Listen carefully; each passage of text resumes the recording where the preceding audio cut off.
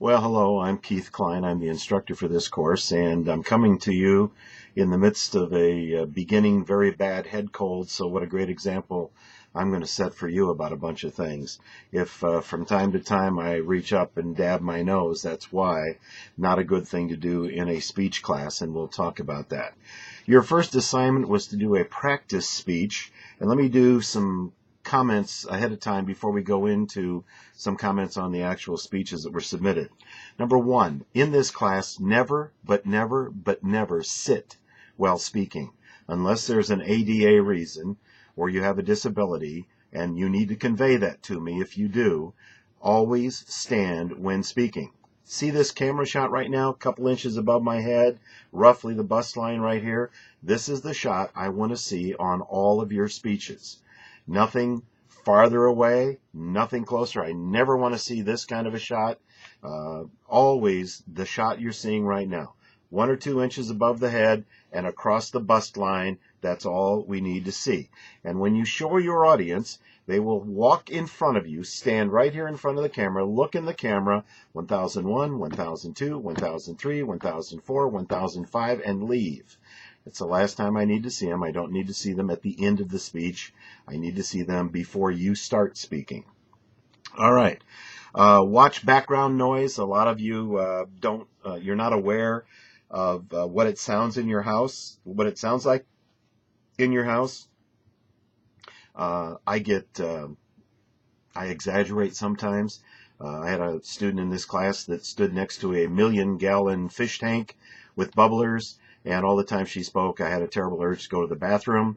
I had another student that had a police monitor in the house, and while they were speaking, police calls were coming in so loudly that I could hear what the police were saying, sometimes better than I could hear her. I've had people with wooden floors, and I hear the dog's toenails coming across the floor. Television sets in other rooms on loud enough that I can tell you what the dialogue is in the other room. People in another part of the house making noise, all kinds of things. You got to be aware of that. Always use a tripod when you are speaking. I don't want to see the camera moving around like this because you don't have a tripod, or you have somebody standing there and they're breathing, and I can hyperventilate because they go up and down when they take a breath. Do not do that. Use a tripod. Also note that essentially the shot is straight in. I happen to be talking to a webcam right now, and technically it's maybe an inch elevated above where I would look, but I look straight into the camera, and generally you can't tell too much. Never, but never shoot up.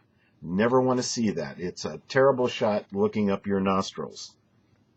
Make sure there's light on your face. Don't want light coming from the side. Never, never stand in front of an open window, a patio window, anything like that where there's bright light behind you. Be real careful standing where there's bright lights on the walls behind you, or where there's a bright light above you that's in the camera shot. A camera will iris down because of the brightest thing in the shot. Sometimes for men and women, it's jewelry.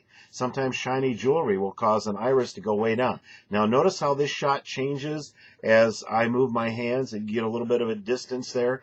All right. And one of the other things that's kind of wrong is I'm wearing a white shirt. So the camera irises down to the brightest thing in the shot, and it happens to be my shirt. So I may want to wear a darker shirt in order for my face to stand out a little bit more, but also to make sure that there's light coming at you when you're doing this thing so that it's easy to see you in terms of what's happening during the shot. We've already talked about shooting straight up. Never, but never, and this is one that you don't think of, you're standing there talking and all of a sudden you don't realize you're doing the scratch, or you got one of these things. Don't do that. You got to discipline yourself. You'll never see a speaker of any level of quality that while they're speaking, they scratch. Think about what that looks like, and then probably that'll keep you from doing it. But watch the scratching, touching yourself. Women who have hair that kind of hang down over one eye, watch this one. How many of those people do you know that while they're talking, instead of reaching up and gently brushing it back on occasion, if it keeps doing it, that's really annoying. We get women in the class, and sometimes men too, who do the hair flip. They try to get the hair to go back up by flipping it. And guess what that looks like while you're speaking when you do it multiple times. Also, women primarily, but sometimes men, have a tisk sound. And they're talking, and as they talk, they have a tendency to make a sound that something like a tisk sound as they talk. They don't realize they do it. It is very annoying. Watched vocalized pauses. And then we're going to do those kinds of things. Watch your articulation. Make sure we hear all parts of a word. I'm from Northwest Indiana. Where I'm from, we always said going, doing, being, instead of going, being, doing. Make sure you pronounce your words. Watch your pacing. Watch your voice quality. Never go real fast, because if you go real fast, it's sometimes hard to understand. Watch bouncing around and moving while you're talking. Don't get all, and don't every once in a while go way up here with your voice and have a pitch that goes really up. And stay consistent. Watch your pace. I value highly in this class, maybe not all speech teachers do, but in this class I value your conversational approach, your tone, how you speak.